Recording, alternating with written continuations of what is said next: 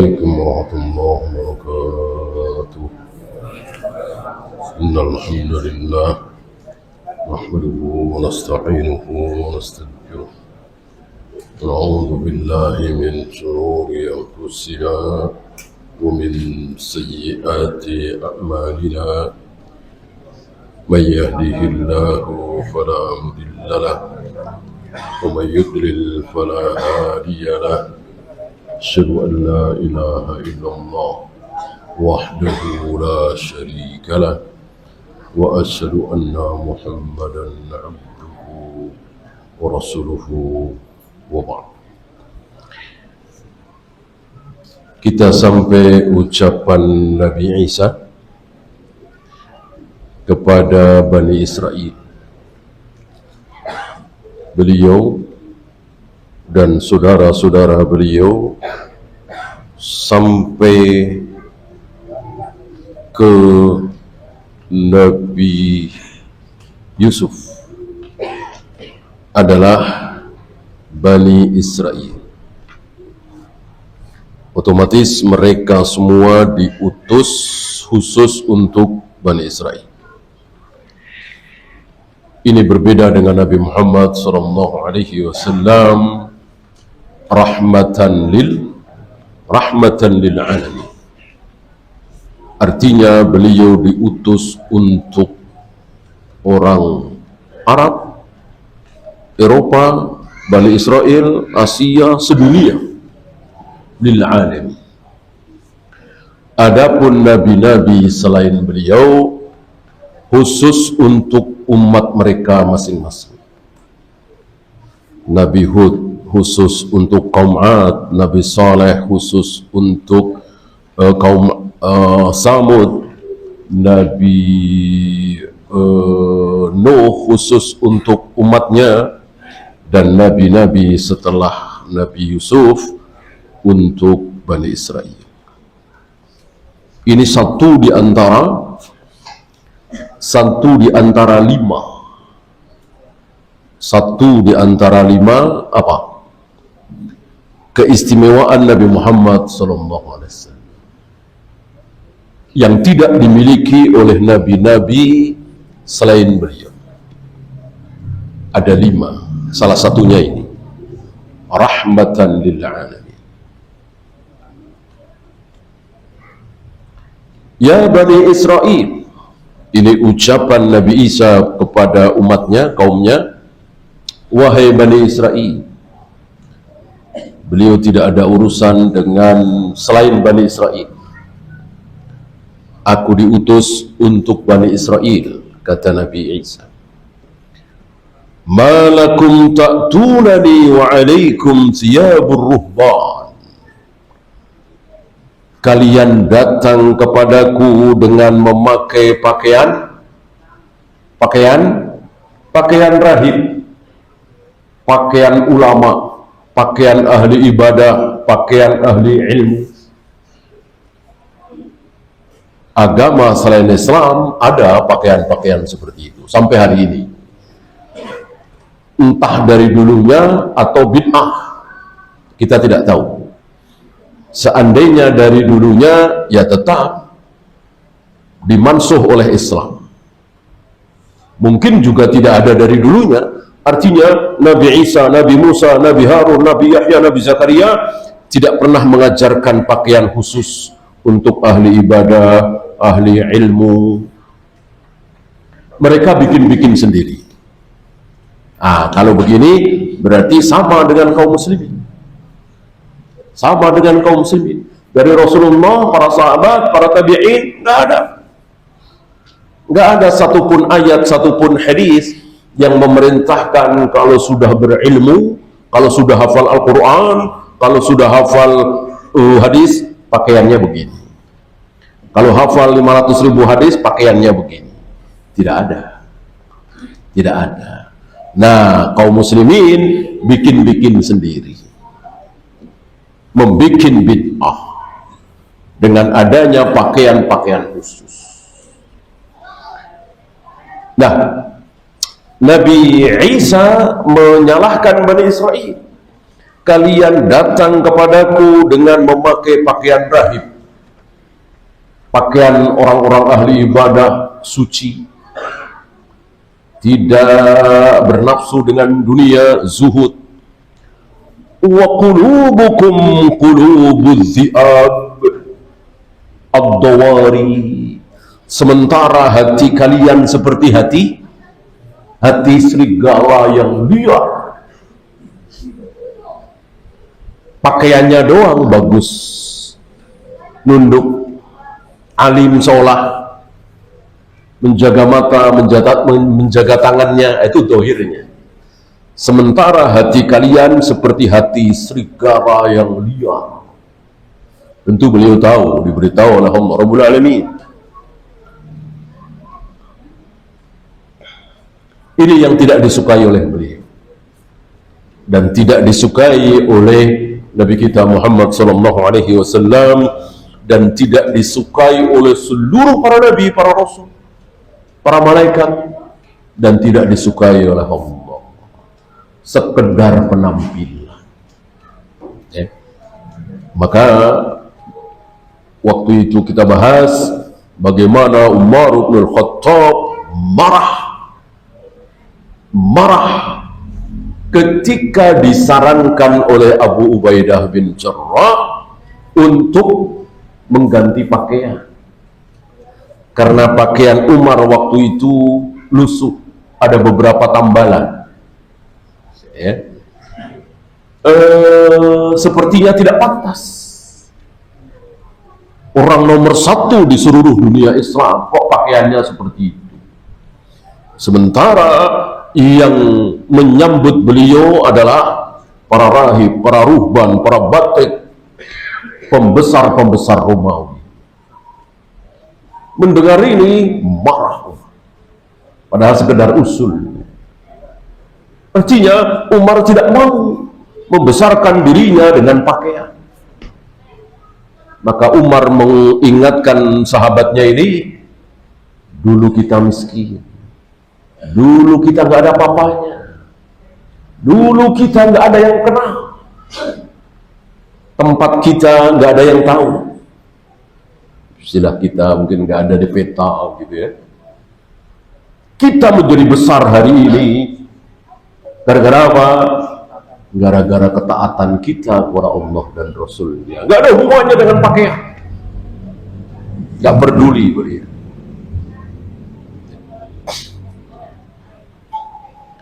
Ilbasu libasal muluk, pakailah oleh kalian pakaian-pakaian raja. Silahkan kalau memang punya. Mentereng, parlente, hebat, mewah, silahkan kalau punya. Wa alyinu qulubakum bil khasyati, tapi lembutkan hati kalian, penuhi hati kalian dengan rasa takut kepada Allah. Ini jauh lebih baik, lebih mulia daripada seperti tadi. Dohirnya saja yang seolah khusyuk, seolah zuhud, hatinya haus dengan dunia.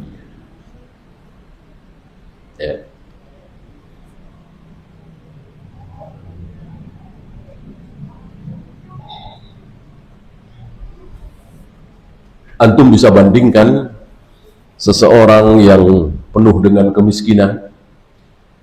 Ini kita perbandingannya muslim dengan muslimnya. Kita nggak bandingkan orang kafir, muslim dengan muslim. Di beberapa negeri yang miskin, Afrika misalnya,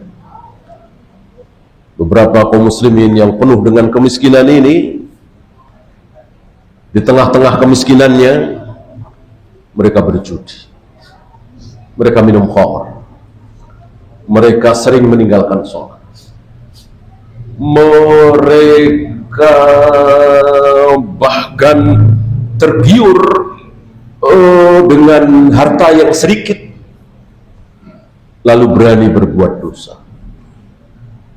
Ya. Sementara di negeri ini dia datang ke masjid, setiap terdengar azan, pakai apa?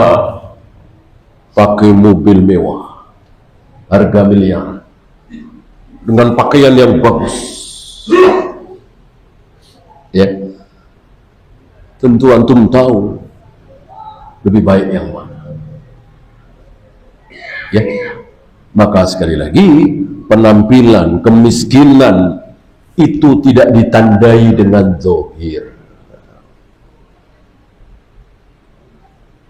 ditandainya dengan batin, karena batin betul gak ada yang tahu kecuali Allah Rabbul Alamin. Maka sudah tidak usah menilai. Maka waktu itu kita bahas, di zaman sahabat manusia itu cuma dibagi dua. Apa? Muslim apa kafir? Kafir apa muslim? Enggak dibahas dia zuhud apa tidak, cinta dunia, itu urusan masing-masing. Yang dibahas cuma dua, dia muslim apa kafir.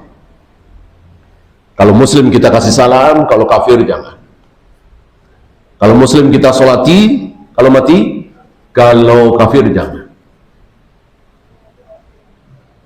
Nggak ada zuhud apa tidak, cinta dunia apa tidak, sufi atau tidak, dan seterusnya, dan seterusnya.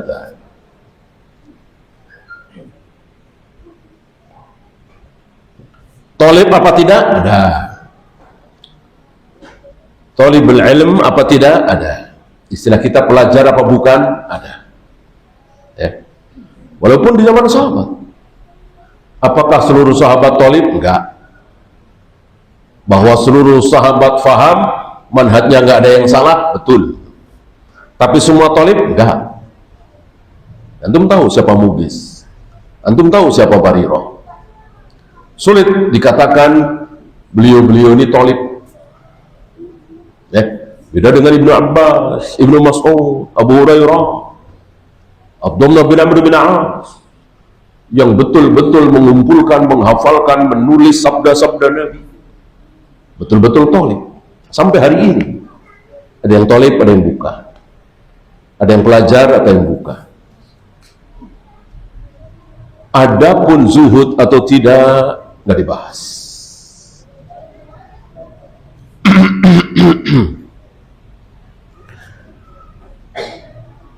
Wa an Malik bin Dinar, beliau membawakan ucapan seorang ulama bernama Malik bin Dinar. Beliau termasuk beliau wafat 127. Berarti ketemu dengan sahabat kan habis di tahun berapa kemarin? 110 ya.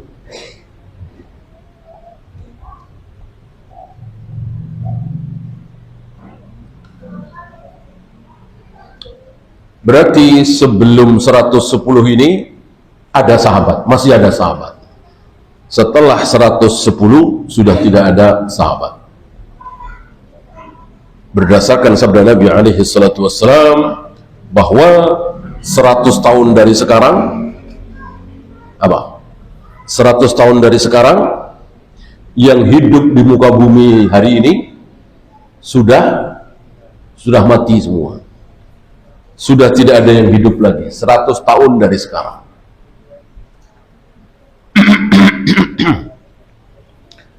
Yang hidup hari ini, kata Nabi, berarti siapa? Yang muslim ya. Berarti sahabat. Yang hidup sekarang ini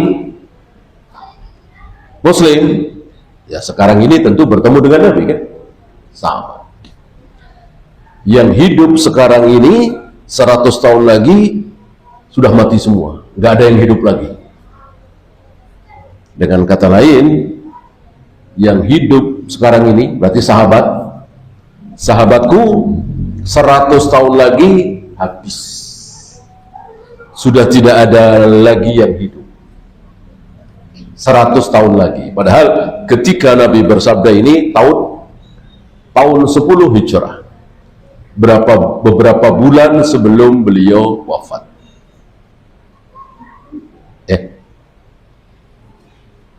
Maka 110 Hijrah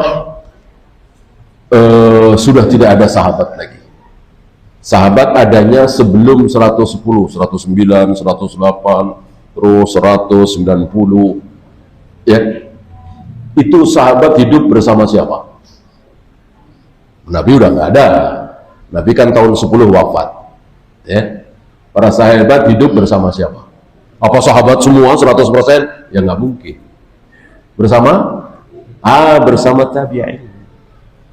Bersama tabi'in.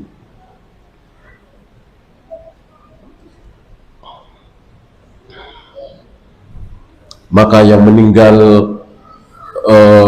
atau lahir dan meninggal antara 10 sampai 110 tadi, ya tabi'in. Karena kan tidak bertemu dengan Nabi. Ya, yang lahir setelah 110, yang lahir setelah 10 sampai 110, ya tentu bukan sahabat lagi, kan nggak mungkin ketemu dengan Nabi SAW. Nabi sudah wafat. Ya, berarti beliau 127 Hijrah, berarti yang bertemu dengan tabi'in, kan tidak bertemu dengan sahabat. Ya. Inna minan nasi nasan idza laqul qurra, kata beliau, sesungguhnya di antara manusia itu ada orang-orang saat mereka bertemu dengan qurra dari kata qori, artinya pembaca, maksudnya membaca Al-Quran. Qurra lebih dalam lagi, tahu tentang Al-Quran, ya membacanya fasih dengan tajwid dan tahu isinya, berilmu tentang Al-Quran. Al-Qurra. Dorobu ma'ahum bisahmin, ikut-ikutan, punya saham di situ. Bisahmin, ya. Saham kan bahasa Arab, sahmun, ya. Ikut di situ, ikut andil di situ. Ketika bertemu dengan para qurra, pakaiannya bagaimana, penampilannya seperti apa, tindak tanduknya seperti apa, tingkah lakunya seperti apa, diikuti. Ada orang-orang seperti ini. Wa idza laqu al-jababirah, tapi ketika bertemu dengan para jababirah, orang-orang berpangkat, orang-orang pejabat, orang-orang tinggi, wa abna'ad dunya, dan anak-anak dunia. Ada istilah dalam bahasa Arab, dalam kaidah syar'i, abna'ud dunya, anak-anak dunia. Maka ada nasihat dari para ulama, jadilah kalian anak-anak akhirat, abna'al akhirah. Jadilah kalian anak-anak akhirat, jangan jadi anak-anak dunia. Artinya memperhatikan bagaimana nasib di akhirat. Caranya tentu dengan melakukan ketaatan-ketaatan. Nah, ketika sekelompok manusia ini bertemu dengan orang-orang berpangkat tinggi dan anak-anak dunia, akhadhu ma'ahum bisahmin, ikut-ikutan juga, punya saham di situ. Ya. Jadi kesini seperti itu, ke situ juga seperti itu.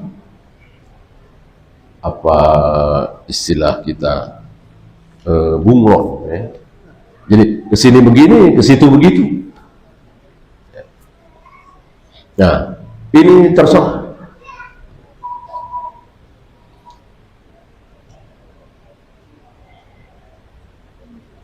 Biasanya orang seperti ini ingin diterima di mana-mana, dan prinsip seperti ini tercela, sangat tercela di mata Allah, di mata Rasulullah, dan di mata manusia. Ya. Oleh karena itu dalam hidup itu kita punya ini kelompok saya nih, kalau itu bukan begitu. Ya, tentu ada resiko, apalagi dalam hal agama. Enggak, saya insya Allah hanya berpegang kepada sunnah. Bid'ah tidak. Pasti beresiko. Ada orang-orang yang nggak mau resiko ini. Pengen ke sini baik, ke sono juga baik, ya. Ke tabligh diterima, datang ke Ikhwanul Muslimin diterima, ya, ke Hizbut Tahrir diterima, ke Salafi juga diterima. Maunya seperti itu. Orang seperti ini mau bid'ah-bid'ahin nggak? Tentu nggak mau.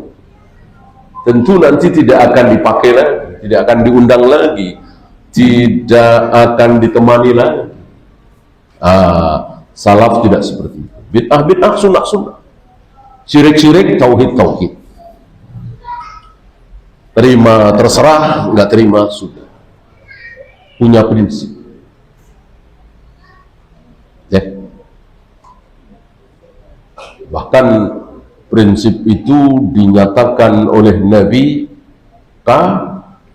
kaqabdil jamrah, seperti orang yang memegang bara api. Tentu panas, tapi ya harus siap panas demi menjaga sunnah, mengamalkan sunnah, menggigit sunnah Nabi dengan gigi gerak. Jangan sampai lepas. Apa resikonya? Ya dicaci, dimaki, dihujat.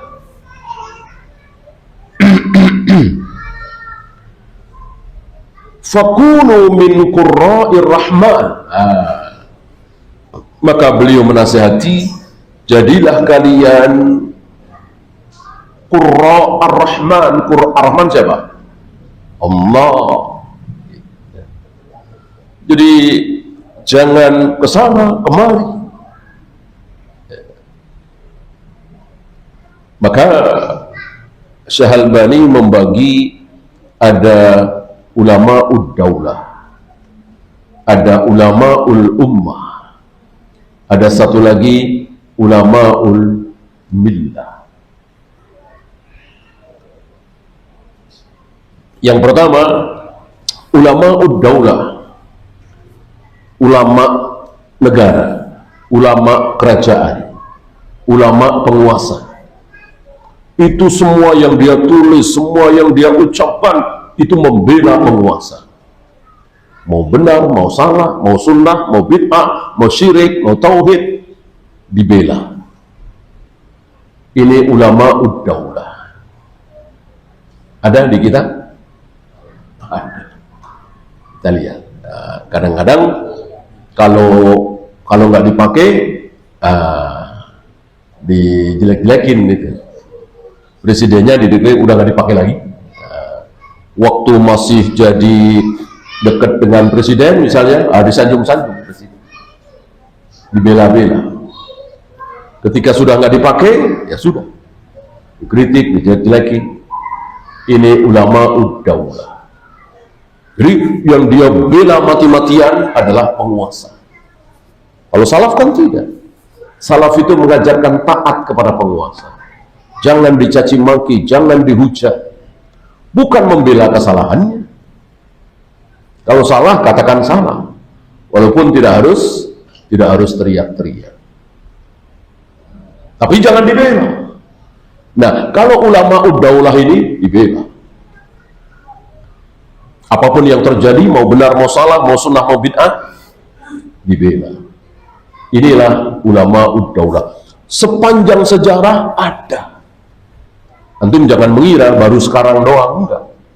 100 tahun yang lalu, 200 tahun yang lalu, 500 tahun yang lalu, 700 tahun yang lalu. Mungkin antum masih ingat bagaimana menjelang runtuhnya dinasti Abbasiyah. Salah satunya ini.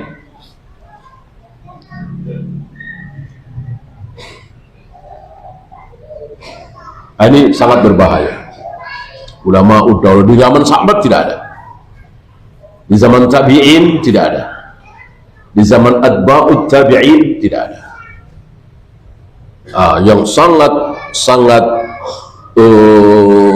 jelas itu di zaman Khalifah Al-Ma'mun. Antum masih ingat Khalifah Al-Ma'mun adalah khalifah pertama yang apa? Yang bukan Ahlus Sunnah, yang bukan Salafi. Khalifah pertama yang bukan Salafi adalah Khalifah Al-Ma'mun. Khalifah terakhir Salafi adalah ayahnya, Harun Ar-Rasyid. Ya. Maka para ulama mendoakan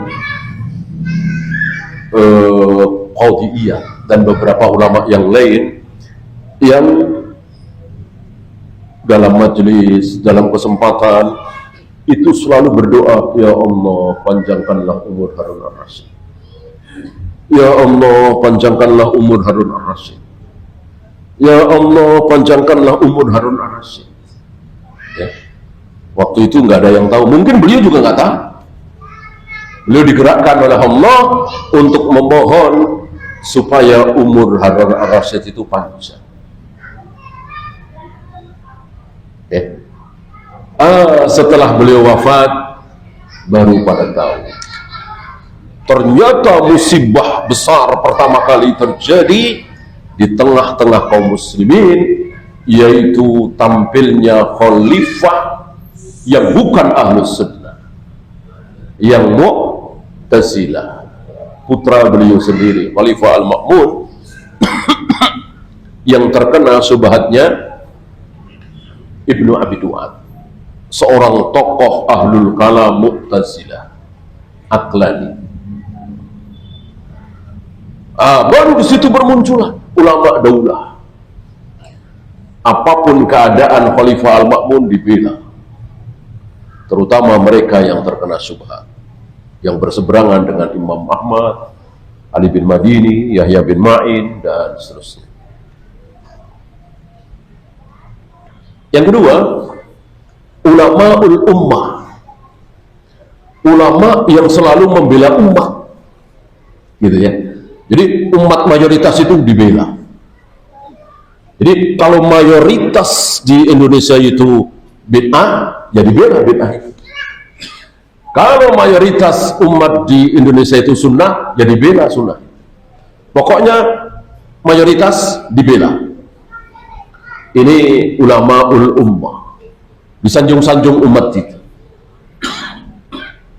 Jadi mirip-mirip orang demokrasi. Para presiden, para menteri terhadap rakyat biasanya apa? Presiden demokrasi ya. Ya sekarang ini zaman demokrasi, rakyat diapain? Oh, rakyat dibela, disanjung-sanjung. Ini hak rakyat, ini kepentingan rakyat, rakyat harus kita bela. Rakyat harus kita berikan hak politiknya. Rakyat tidak boleh kita bungkam mulutnya sehingga tidak boleh bersuara, harus bebas berpendapat. Ya. Jadi mau ngomong apa? Bebas. Mau mengatakan saya meyakini Tuhan nggak ada, ya bebas. Saya meyakini zina itu halal, bebas. Bebas sebebas-bebasnya. Jadi rakyat itu tidak boleh disalahkan. Karena rakyat itu selalu benar.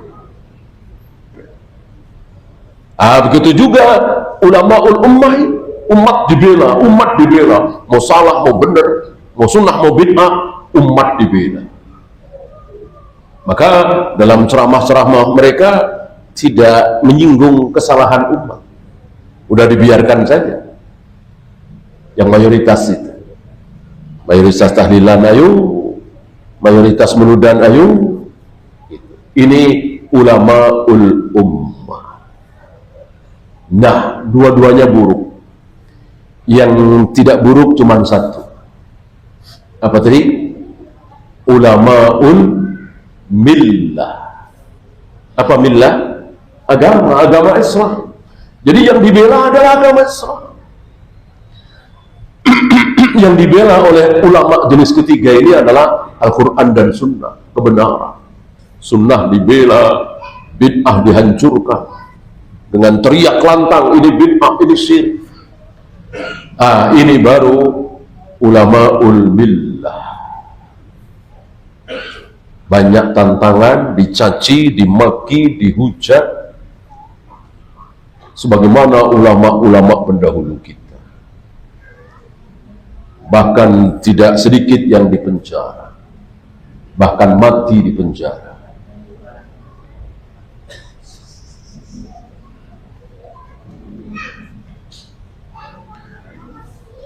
Masih ucapan beliau, wa anhu qala,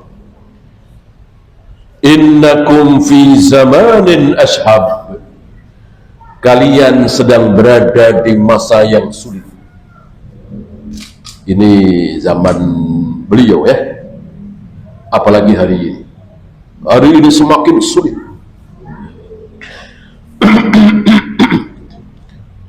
Untuk mengetahui sebuah peribadatan itu sunnah apa bid'ah sulit, kecuali bagi orang yang dirahmati oleh Allah, diberi hidayah oleh Allah, dikehendaki baik oleh Allah, difahamkan dalam agama. Yang tidak sulit. Lihat saudara kita, mayoritas saudara kita berada dalam masa yang sulit.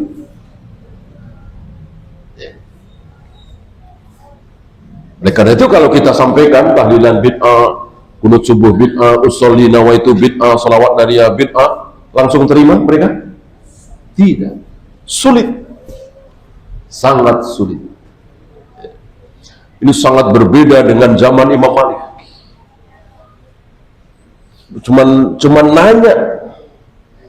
nanya doang. Ya Syekh, ya Imam, kaifal istiwa? Bagaimana cara Allah bersemayam di atas arsy? Nanya dong. Diusir dari majelis beliau, dan gak ada fitnah. Jamaah yang ada di situ tidak ada yang simpati kepada yang diusir. Tidak ada yang menyalahkan Imam Malik. Imam Malik kebangetan amat ya. Masuk nanya doang diusir. Nggak ada yang bilang gitu. Karena zamannya bukan zaman sulit. Zaman mudah memahami sunnah.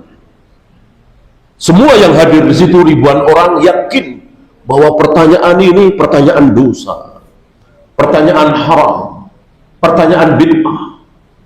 Oleh karena itu Imam Malik kaget dan diam cukup lama, karena belum pernah ada pertanyaan seperti itu. Dari mulai Nabi berdakwah, Abu Bakar, Umar, terus sampai zaman Imam Malik, gak ada yang bertanya kaifal istiwa, bagaimana cara Allah bersemayam di atas arsy. Gak ada. Ini baru orang ini. Kalau pertanyaan ini baik, bagus, tentu para sahabat yang pertama kali bertanya kepada Nabi alaihi salatu wassalam, ya Rasulullah kaifal istiwa. Ini gak ada. Nah, zaman itu belum zaman sulit, maka diusir, ya sudah, nggak ada fitnah, selesai. Orang ini menjadi kecil, terhina, nggak ada yang mengikuti. Coba sekarang, ya, ada yang nanya begitu, diusir, ya. Kalau nggak ustadznya yang dicaci maki, ustadz apaan, nggak bijaksana, masa orang nanya diusir, ya kan? Nah, maka Syekh Ali Hasan ketika ditanya, bolehkah kita mengikuti jejak Imam Malik, meniru cara Imam Malik? Kalau ada yang bertanya kaifal istiwa atau yang semacamnya, ya, bagaimana cara Allah turun ke langit dunia misalnya, kita usir saja. Syekh Ali Hasan menjawab, tidak boleh. Waktu itu ada yang bantah, kenapa tidak boleh? Kenapa Imam Malik boleh? Nah, jawabannya, boleh juga sih kalau kita ini seperti Imam Malik. Beliau menyebutkan saya, ya. Beliau menyebutkan saya. Kalau saya seperti Imam Malik, saya boleh mengusir. Saya dengan Imam Malik kan jauh sekali, kata beliau, ya. Kata Syekh Ali Hasan. Yang kedua, masyarakatnya seperti masyarakat Imam Malik. Kan nggak mungkin. Masyarakat Imam Malik yang duduk di majelis Imam Malik ahlus sunnah semua. Nggak ada yang ahlu bid'ah kecuali orang tadi. Sedangkan kita tidak. Ya. Ini ketajaman wawasan beliau. Kalau kita mungkin dangkal ya, udah ikuti aja Imam Malik, usir-usir. Beliau dalam ilmu tidak. Kecuali Imam Malik itu Rasulullah SAW. Kalau Rasulullah iya ditiru. Ya, itu pun ada kekhususan Nabi kan.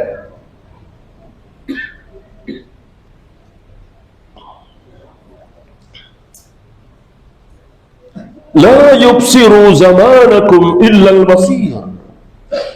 Tidak ada orang yang tahu tentang bagaimana keadaan zaman kalian kecuali al-basir, orang yang betul-betul tahu, maksudnya berilmu, para ulama. Karena yang paling tahu ketika fitnah itu datang. Fitnah datang nih ya. Fitnah itu subhat, kesalahan, tapi dianggap benar. Fitnah itu begitu muncul, nggak ada yang tahu kecuali orang yang berilmu. Begitu muncul, nggak ada yang tahu kecuali orang-orang yang berilmu. Beda ketika fitnah itu sudah hilang, ketika fitnah itu sudah berlalu, maka yang berilmu tahu, yang bodoh juga tahu. Akhirnya tahu yang bodoh, tapi kan telat. Seperti apa yang terjadi di Libya, seperti apa yang terjadi di Mesir waktu itu. Ketika muncul fitnah bahwa di Mesir waktu itu siapa ya? Husni Mubarak kalau tidak salah ya. Turunkan, gulingkan dan seterusnya. Di Libya Muammar Gaddafi ya, ketika turunkan, gulingkan dan seterusnya. Ini kan jelas fitnah, subhat. Nggak ada yang tahu kalau ini fitnah, ini bahaya. Nggak ada yang tahu kecuali orang-orang yang berilmu. Saya masih ingat ucapan beberapa masyayikh di Mekah, Madinah, sepertinya termasuk Syekh Abdul Razak. Beliau mengatakan sekarang mereka serempak, sekarang mereka sepakat untuk menggulingkan Muammar Gaddafi, untuk menggulingkan siapa tadi Mesir? Husni Mubarak. Kalau di kita dulu Soeharto. Nanti setelah terguling mereka tidak sepakat siapa penggantinya. Di situ fitnah besar. Fitnah besarnya di situ. Ya. Diketahui orang-orang yang berilmu, ilmu sunnah tentunya. Dan betul, setelah fitnah itu berlalu, setelah ya Muammar Gaddafi dibunuh kan, diganti dengan berbagai macam cara dan seterusnya. Sepertinya nggak sampai 10 tahun, mungkin 9 atau 8 tahun, baru mereka nyesel, baru mereka tahu, baru mereka sadar betapa ini fitnah, betapa yang dilakukan oleh rakyat Libya, kaum muslimin kan mayoritasnya, terhadap Muammar Gaddafi salah. Ya termasuk yang di negeri kita. Berapa banyak yang nyesel, berapa banyak yang memuji-muji zaman Soeharto, aman, tenang ya. Apalagi tahun 80-an, tahun 80-an di zaman Soeharto itu yang ketakutan siapa? Yang ketakutan para preman, orang-orang jahat bertato, itu ketakutan. Orang-orang baik, ustadz, ibu-ibu tenang, zaman aman. Nah sekarang kebalik, yang takut orang-orang baik, ketakutan. Yang di atas angin para preman itu, orang-orang jahat itu. Bagusan mana coba? Mereka faham, tahu, sadar setelah fitnah itu berlalu. Ketika fitnah itu belum berlalu, begitu datang, ya, nggak ada yang tahu. Mahasiswa menduduki gedung MPR, DPR, ini semuanya fitnah, nggak ada yang tahu. Ya. Saya masih ingat waktu itu, Ustaz Yazid, jangan ikut-ikutan. Segelintir orang, mayoritasnya hayu, gitu. Seolah jihad, tumbangkan Soeharto, duduki DPR, MPR, ya. Dan luar biasa bahagianya mereka saat Presiden Soeharto mengundurkan diri, itu kan, membacakan pengumuman itu pada sujud syukur, ya. Ya, sehari itu barangkali suasana tenang, besoknya terjadilah apa yang terjadi. Ya, saling caci, saling maki, saling fitnah, saling hujat. Persis seperti apa yang diucapkan oleh para imam. Fitnah ketika datang tidak ada yang tahu kecuali orang-orang yang berani. Ketika fitnah itu berlalu, semuanya tahu. Tapi sudah terlambat. Ini berbicara tentang dunia, ya. Ini kan masalah dunia.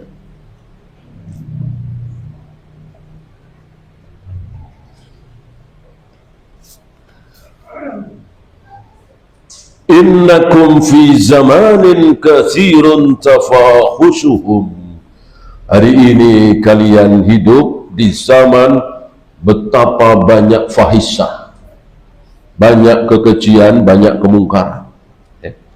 Ini 800-900 tahun yang lalu. Bagaimana kalau beliau hidup hari ini? Tambah rusak, tambah buruk, tambah bid'ah. Barangkali 72 firqah sesat yang disabdakan oleh Nabi barangkali sudah terkumpul hari ini. Zaman itu mungkin belum. Zaman sahabat kan baru 3 atau 4. Zaman tabi'in, atba'u tabi'in nambah lagi 5, 6. Terus nambah, terus. Barangkali hari ini sudah 72.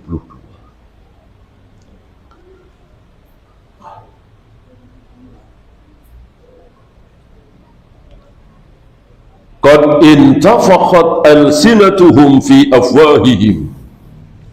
Ini bahasa beliau, ya. Lisan mereka membesar di mulut. Fatalabud dunya bi'amalil akhirah. Mereka mencari dunia, mencari uang, mencari harta dengan cara, dengan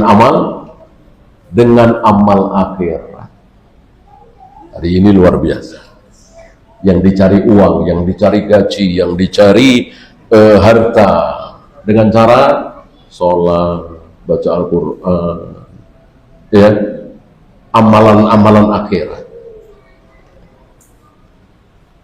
Ya, silakan azan dulu. Sallallahu ala Muhammadin sallallahu alaihi wasallam wa akhiru da'wana alhamdulillah.